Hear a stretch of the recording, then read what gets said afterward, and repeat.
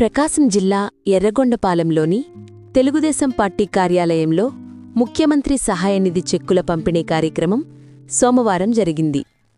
అనారోగ్యంతో బాధపడుతూ వివిధ ఆసుపత్రులలో వైద్యం చేయించుకుని ఆర్థికంగా ఇబ్బంది పడుతున్న 36 మంది పేదలకు ముఖ్యమంత్రి సహాయనిధి క్రింద 26,39,242 రూపాయల చెక్కులను బాధితులకు ఎర్రగొండపాలెం టీడీపీ ఇన్ఛార్జ్ గూడూరి ఎరిక్షన్ బాబు అందజేశారు.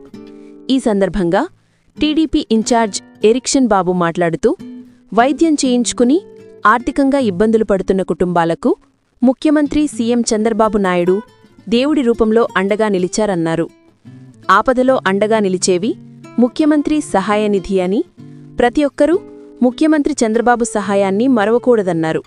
ఈ సందర్భంగా లబ్ధిదారులు అందరూ కలిసి సీఎం చంద్రబాబు నాయుడికి ధన్యవాదాలు తెలిపారు. కార్యక్రమంలో టీడీపీ కూటమి నాయకులు పాల్గొన్నారు.